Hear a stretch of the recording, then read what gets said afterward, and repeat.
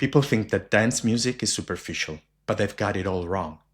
The dance floor is not just a place, it's a threshold, a ritualistic space where movement replaces language. With this elegant quote, Madonna has officially come back and released a new song called I Feel So Free. It's a thrilling preview of her new album, Confessions on the Dance Floor 2, coming in July. The song has a strong dance vibe, bringing us back to where the original Confessions album left off 20 years ago. This is just a teaser of a whole new album, but there is already a lot of things to discuss with juicy details on the making and meanings of this new song. Let's find out.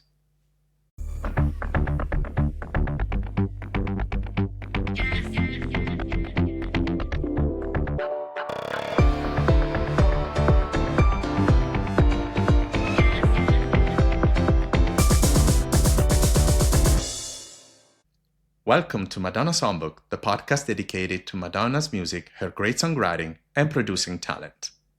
I'm your host, Giulio Mazzoleni. Now, writing my book, Madonna Songbook, led me to cover all of her songs until last year. But now she's coming back with a whole new album, and it feels so good inside.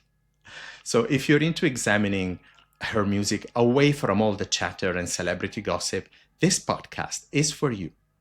In recent episodes, I've interviewed famous Madonna collaborators such as Stephen Bray, Donna DeLore, Andre Betts, Tracy Young. Look them up for great stories on the making of Madonna's past records. And there are more episodes to come. By the way, if you follow me on Instagram, you may have seen that recently the great Patrick Leonard said he'll be a guest on this podcast, but he needs time to schedule a chat, so let's hope it really happens and that it happens soon. I will keep you posted, and actually take a moment to subscribe to this podcast so you get notified when new episodes are released. This podcast is created as a video for YouTube and Spotify, but you can enjoy the audio edition on Apple and all other platforms. Now, let's start today's episode. So without further ado, let's take a journey into Madonna's new songbook. Only when I'm dancing can I feel so free. Let the music take control. So we're in mid-April 2026, and exactly 7 years ago, Madonna started her campaign around Madame X, her latest studio album. It's been the longest time we have had to wait between an album and the other, and finally she has kicked off the campaign for her new record, which is going to be called Confessions 2 or Confessions on the Dance Floor 2. This is something yet to be clarified. Obviously, a follow-up to Confessions on the Dance Floor, but more on that later, because right now we are enjoying a new song called I Feel So Free. And I want to examine with you the most recent and the most complete information we have about that song. First of all, it's a thrilling song with great sound, but I want to start from the lyrics. And the reason is because the song starts with spoken words, and it calls for attention. Thanks for coming, she says. Sometimes I just like to hide in the shadow, create a new persona, a different identity. I can be whoever I want to be. Honestly, I wish I could be like other people and just not care. But out here on the dance floor, I feel so free. Now, in this introduction, there is a strong relatability to something Madonna did a few years ago. In 2022, she did a big photo session with Stephen Klein for V magazine called Private Affair, where she was embodying Marilyn Monroe in a hotel room. And in the video presentation of this photo session, she had a spoken words section where she was saying something very similar to this, but connected to the loneliness of hotel rooms. And I love that she took a specific message of that time and turned it into another message of this time. We know that the gestation of this record has been long. Madonna started working with Stuart Price in the studio shortly after finishing the Celebration tour, and sessions began in September 2024. I have often documented in my book and in my podcast and during the interviews that Madonna works with multiple notes and notebooks, and possibly nowadays with her computer and her phone, where she keeps little quotes, passages, poems that she writes. And it's beautiful, this lyrical evolution that she applies to all these things. And this is where it all starts. At the same time, it's a very, very specific message about the dance floor and a fantastic introduction to the subject of feeling so free on the dance floor, which obviously calls back to memory Into the Groove, her biggest dance anthem, but also Everybody, her first song about the liberation of being on the dance floor. And I think it's great that Madonna is coming full circle. It was already said when she released Confessions on the Dance Floor that it was looking back at her first album, Madonna, and now it's coming full circle 20 years later. In the song, Madonna also sings that it's hard for her to trust people, and she asks, "Can you blame me?"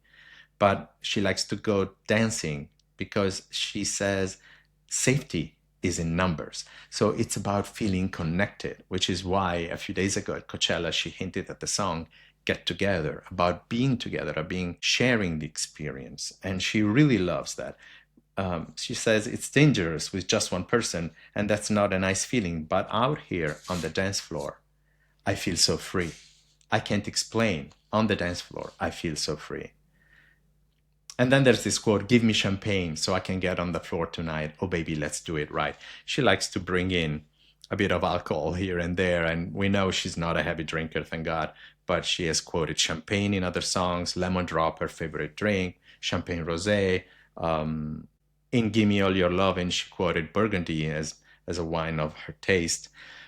This is a song that is creating an atmosphere. And I must say that it seems that this is going to be track one of the album. So one of Madonna's best introductory tracks. Substitute for Love comes to mind. Obviously, an amazing song. I don't want to draw comparisons because they're very different, but as an introduction to the new world that Ray of Light represented, I thought that song was just perfect to be placed there at the beginning of the record. And if it's true that this is going to be the opening of this Confessions too, I think it's going to give us a pass to a new world, to a different dimension, whether it's on the dance floor, or in our earphones, if we're listening together, if we're traveling, or if we're actually dancing, if we're dancing in our rooms behind closed doors, like Into the Groove said. I think it's a cinematic world and a song that is going to give us a vibe about whatever is going to come right after that.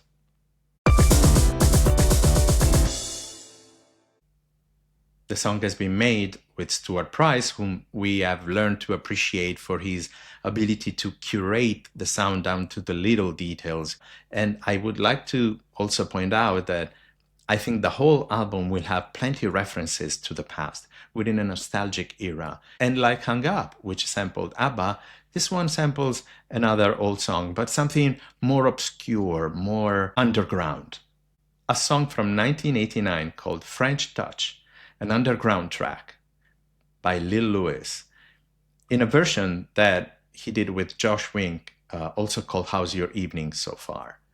French Touch had a huge success on the dance floors and in certain charts in Europe and America back in the days, but most of all became very referential for a long number of remixes and new dance songs. It's great that Madonna has looked back to that time with Stuart Price and brought out this very atmospheric sound. But now let's take a look at the credits of the song thanks to Apple Music and Spotify. Madonna, Stuart Price, and Marvin Burns are the writers of this song. Marvin Burns is the real name of Lil Louis, so that means that he gets royalty for the musical sample and the vocal sample that we hear in the song. That male voice that we hear is either his or Josh Wink's. I'm not really sure, to be honest. Madonna, Stuart Price, and Arca are the producers of this song. Arca is a Barcelona-based Venezuelan musician, DJ, and producer. You may have heard her production for Björk on the Jesus album by Kanye West, on Rosalia's record, FKA Twigs, The Weeknd, Frank Ocean. She is extremely active. And she did some keyboards, additional keyboards and programming for her part of production. We don't know if she was in the studio with Madonna and Stuart Price or if they sent her the song and asked her to add her part. We will probably soon find out when the interviews about this record are done, either by Madonna, Stuart Price, or Arca herself. In terms of musicians, besides the keyboards by Arca, Stuart Price is listed for playing drums. I don't know if it's real drums or drum programming. Keyboards, obviously, strings, which obviously are programmed, bass guitar. It's quite interesting because there is a bass that sounds strongly real, but nowadays it's very easy to replicate a real bass sound even with programming. And then there's a long list of assistant engineers: Henry Elkin, Jagger Price, Jeremy Brown, Luke Volkert, Ruairi O'Flaherty. Now, it's obviously a habit of the labels when they hand in the production notes and the label copies to the releasing platforms like Spotify and Apple to put together all these engineers when they come from not just one song, but the whole album. I am strongly convinced that Stuart Price and Madonna worked pretty much of the time by themselves, maybe with one engineer. Having 5 is highly unreal. And I looked some of them up, and although 2 or 3 names are completely unknown or weren't easy accessible online, I remember seeing this particular name, Ruairi O'Flaherty, somewhere, and I looked it up, and it turns out to be Sabrina Carpenter's engineer. So probably this list includes the songs that are going to be on the album, the engineers that worked all through the album. And another example is Luke Volkert, who's a songwriter, producer, and composer, especially with a band called Boys Go to Jupiter. Look him up. He's quite young and interesting, and you never know, he might be in the album with Madonna. And finally, the mastering is done by Theo Rogers, who's specialized in analog mastering, remastering, but has also worked with Pet Shop Boys. Now, we know that Stuart Price in the last few years has worked with Pet Shop Boys. He's done 3 albums. Here you can see the latest book, and Madonna's former manager, Angela, is Stuart's wife and the Pet Shop Boys manager, so everything is probably connected. Now, a lot of you have been wondering why Madonna has put out this song like this. I want to clarify, as it has already been done by Keith Caulfield on Billboard magazine, that this is not Madonna's single. This is not the launch single of the album.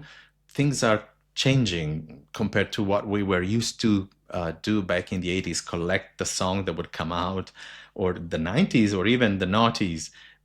Everything is very fluid now. What we know and understand is that this song is a track, and it's out there, but it's not being heavily promoted. It hasn't been serviced to radios officially, although it has been picked up in America, for instance, from dance radios, and it's doing really well. But internationally, it is not being treated as a proper single. It doesn't have a video. It has an amazing visualizer on Spotify.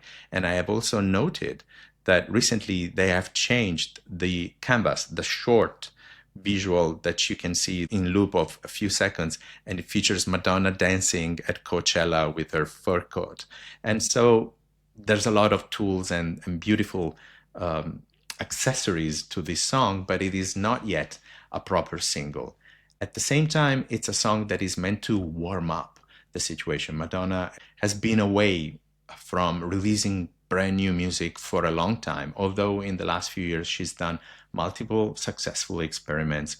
The biggest one is Popular with The Weeknd, which obviously has huge streaming numbers, but she also worked with Dua Lipa on Levitating. She revisited Frozen with Psychic, and so forth. But this one is the first proper new release, and instead of dropping a strong single from zero, from cold, I think it was a great marketing idea to tease us, to give us an anticipation. Like I said earlier on, this song is about letting us through the door of a new world. And so it's building up a lot of excitement for all of us. And not just the hardcore fan base, but everyone who loves Madonna. The lights are turning up again. Now, if you look at Spotify numbers, the hardcore fan base for Madonna is not that huge. I'm talking about, the strong fans who really appreciate her and follow her whatever she does. Songs like Right on Time, released a few months ago from the Bedtime Stories Untold Chapter EP, or the Skin collaboration remix from the Veronica Electronica EP, or La Bambola, the new song, which is a cover that she did for the commercial campaign with Dolce & Gabbana. They all have added up numbers to about 1.5 million streams in a few months after release. This song has generated 1.5 million streams in 3 days. This means that it's literally a whole different discourse. Now, Madonna is strong as a legacy artist on Spotify, but not as big as others, but growing very fast in the last year or so.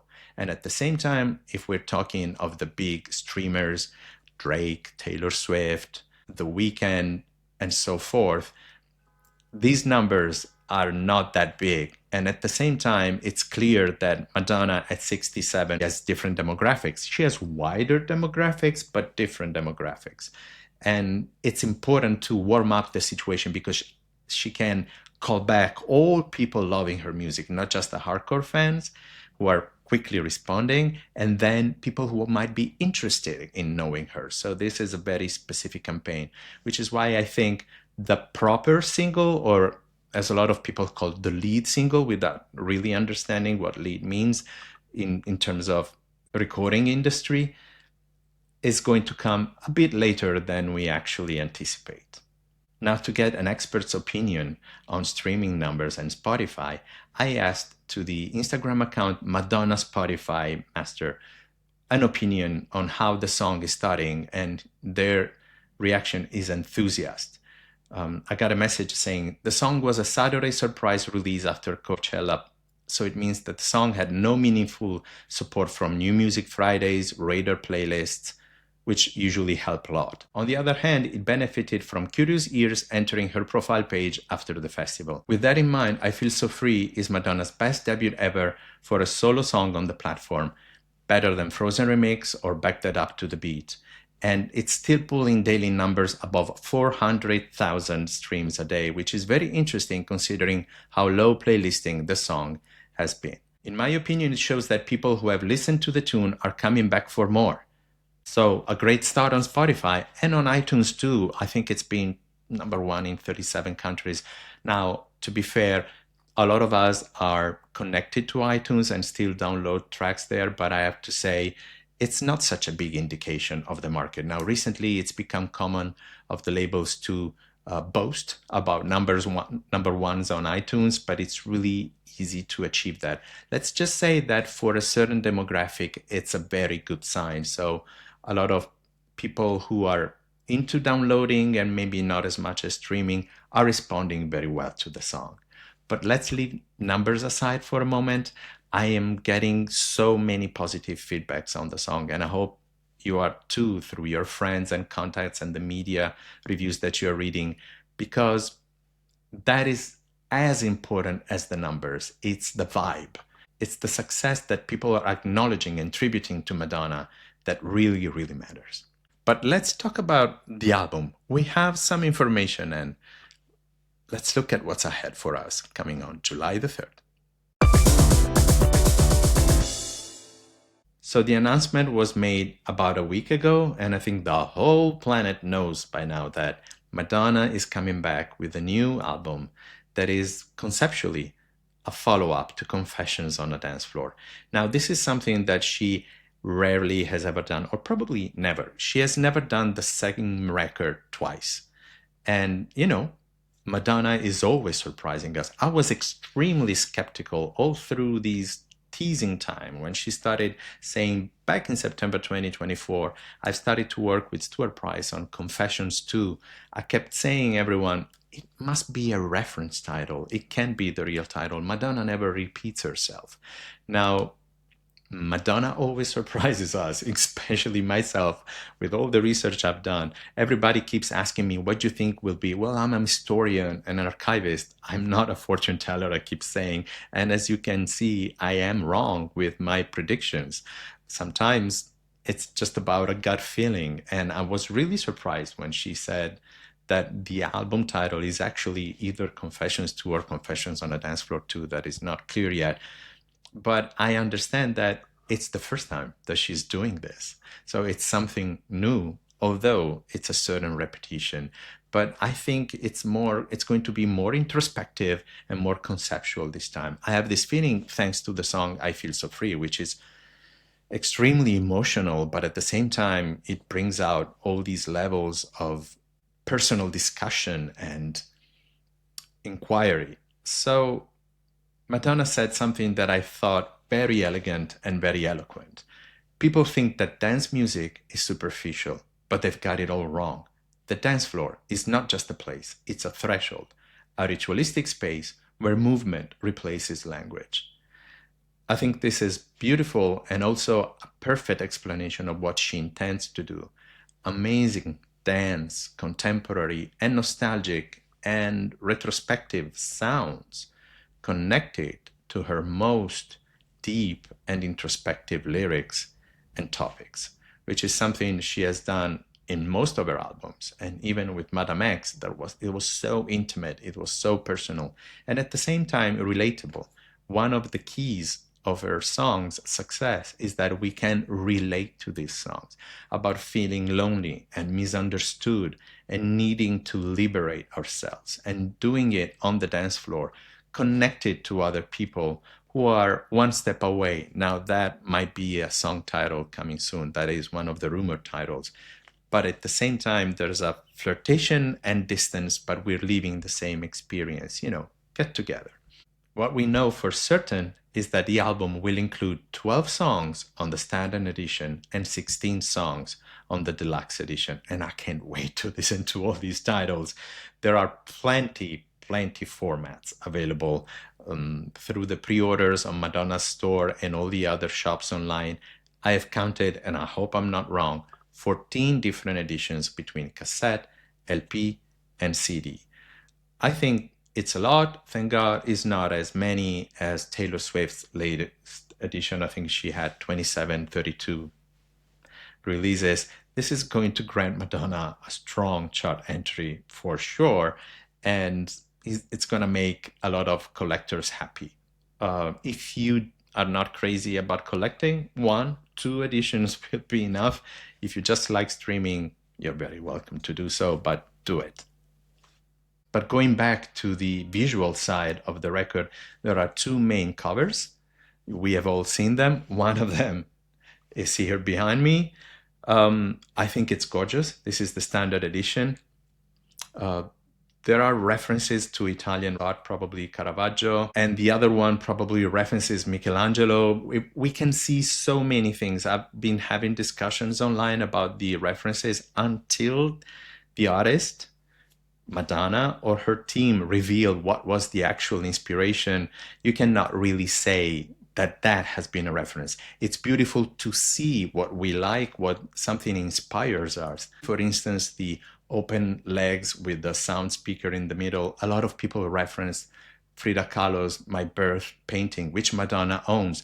Personally, I find it odd and even a bit artistically insulting to draw a parallel between those two, but it's just a personal opinion because I know that Frida Kahlo's painting speaks loudly of pain and sufferance in life and death and mother-to-daughter relationship, whereas the other pictures that we have seen that Madonna is going to use in the picture disc of the album Confessions 2 is more joyfully and funnily intended about her creating, giving birth to new music.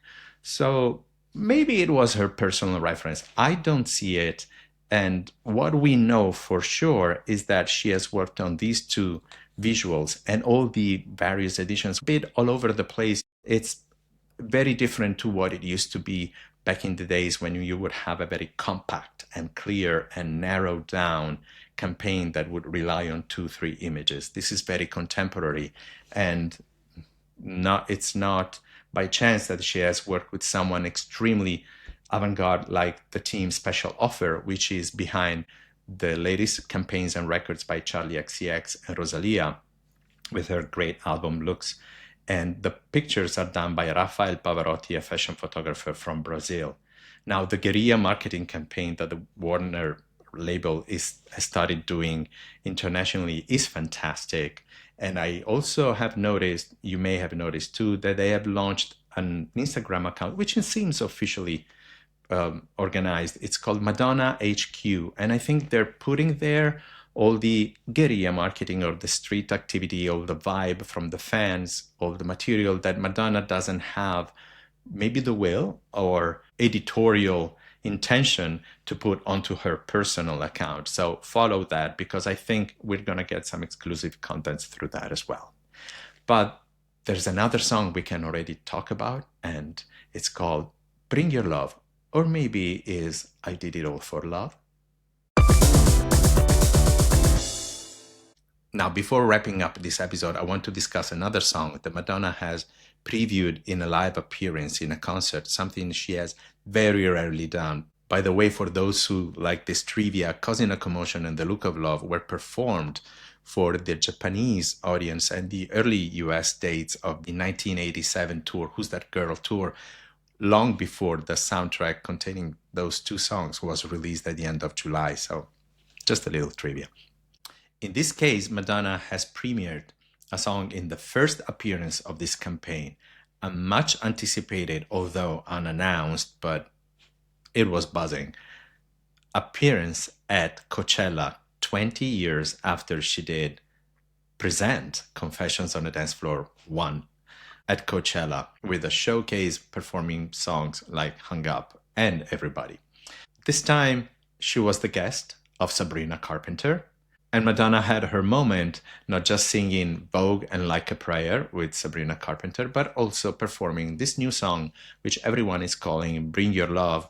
But I have a feeling, and I'm not the only one, that it could be called I Did It All for Love, which could be a fantastic title if you put it into the Confessions context. The lyrics say, "Don't comment on my ideas. I don't want your judgment or your expectations. Don't run me up like a toy. Your vision of me is a killer of joy. I know where the bodies are buried. Don't try to shut me out. Don't try to distract me with numbers. I did it all for love." I think it's quite interesting, and there's going to be more. It's a fun song. It has a huge 90s house vibe, Vogue, Uptown Suite, but a lot of other house hits from the 90s with the piano and straight beat. I really, really love that vibe. It's very joyful. It's very pop oriented. Obviously, it could be a single. I don't see how Madonna could do a duet with Sabrina Carpenter and not put it out as a single. And it feels very natural that they collaborated. It doesn't sound like a forced collaboration just because Sabrina is very popular now, although there is nothing wrong in using an access like a collaboration with her. Guy Oziri in an interview said that it is something that was born out of a conversation between the two artists. I doubt that Madonna has ever done differently. She's much in control, as we all know. This beautiful collaboration might turn out into a very, very great song. We can't really judge the sound of it by this little performance that they did. By the way, I loved that Coachella performance. The only thing that I didn't like is that every song lasted 2 minutes. It's so hard to convey the beautiful emotional power of Like a Prayer in just 2 minutes, or Vogue. It starts and it's already done, but this is happening so frequently in concerts. And another thing that is happening a lot in concerts, you may have noticed, that people don't dance. It's not because Sabrina's followers may have not known songs like Vogue or Like a Prayer, although Like a Prayer had a huge resurgence in streaming in the last 2 years. And Vogue is featured in The Devil Wears Prada 1 and in The Devil Wears Prada 2, which is coming out these days. I think, and you may have seen it, that a lot of people are now so consumed with their own screen time that they go to shows and they live it as if they're watching their phones. And so they're not expressing joy, they're not participating. But the great thing is that there's a super positive vibe on Madonna. We're in very nostalgic times. Young people are looking back at times they didn't live. People of our generation are looking back at good times they have had. And it sounds natural that now Madonna is doing a nostalgic album that looks back at the album that looked back at the 70s. So it's all about mixing the generations, mixing the sounds. And there is such a strong response from older people and younger people about the return of Madonna. I think she has rarely had such a positive vibe. I think one of those cases when she did Live 8 in 2005, just 2 months before or three before Confessions on a Dance Floor came out, everybody was raving about her performance. And Madonna was like, this is what I normally do in my shows. But it's about connecting with people that didn't go to her shows in the years or months before that appearance. And it's the same here. It's about people waking up again to realize that she's gorgeous, and she has created a mold for pop stars that Sabrina Carpenter is obviously following. She's a huge fan, and she's acknowledging Madonna's influence on her, like pretty much every other, pretty much, I said, other female performer in pop music. Hey, it's me again. I was reviewing the footage of my recording before putting it up online, and I realized that I had to mention one of the most important things of this new song. I completely forgot. I Feel So Free is a total tribute to Future Lovers, a song from Confessions on a Dance Floor that in its turn was tributing Giorgio Moroder's and Donna Summer's I Feel Love. The arrangement of the new song has several strong elements referring to Future Lovers and I Feel Love, and a lot of people, by the way, forget that Future Lovers was done by Madonna with Mirwais, not Stuart Price. Anyway, sorry about forgetting such an important thing. I guess I was too caught up in the enthusiasm for the new release. I also want to take the opportunity to notice that Spotify added I Feel So Free to their International New Music Fridays playlist the other day, which is fabulous. And one additional thought on the Sabrina Carpenter duet. I was thinking that I don't think it's going to be released very soon. Since Sabrina has just released House Tour as a video and single of her current album, I doubt she would have two singles out at the same time, although that said, anything goes nowadays.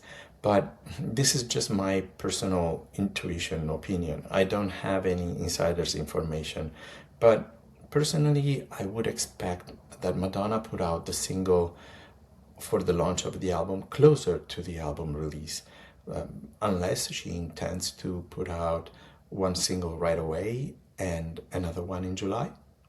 I guess we will find out soon. Well, okay, that's it for now. But rest assured, Madonna is going to share so much more in the next few weeks.